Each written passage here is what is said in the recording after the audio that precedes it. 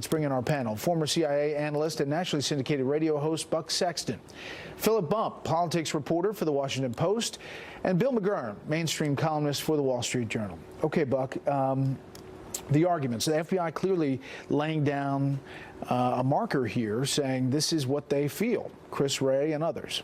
Large federal bureaucracies are always going to spend at least some of their energy and time defending themselves, especially in circumstances where there could be something embarrassing that comes out. Now, as you've pointed out, we haven't seen the memo yet, so we're doing a lot of debating of something that we don't have the full facts on. But I would just note that at this point, what is really the other option? Are we just going to pretend that this hasn't happened, this national discussion isn't ongoing, and we're not going to see what's in this memo? If someone wants to talk about undermining faith in institutions, it would seem to me that withdrawing Congress's ability and obligation to do oversight here and then hoping that this just goes away is the worst of all options. The better option is for it to come out. Democrats can respond. The FBI can add the context that they think is necessary, and the American people can finally know there's a presidency at stake here. Buck, it seems like it's coming to a head. We're hearing it could be tomorrow that this all moves forward.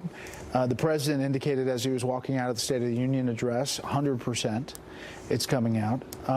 What do you think the fallout will be if the FBI objections, if it really does make the FBI and the DOJ look as bad as some Republican lawmakers suggest it does? Well, I think that gets us into a critical distinction that the White House and others have been trying to make for a while now, which is that there is no war on the FBI. There is no effort to undermine wholesale the Department of Justice and all that it does. This is about the actions of a few individuals that were in very senior levels at both those institutions and bringing them to light so that there can be accountability. There has to be. To the point that was just made, Congress has oversight here. These are not a separate and independent branch of government, and so that's why I think the transparency issue here, there really doesn't seem to me to be a worthwhile counter-argument. I'm not seeing it, especially given that now they're saying, well, we need our own memo to come out. Well, is it that it was classified, or is it that you want your own say? Right.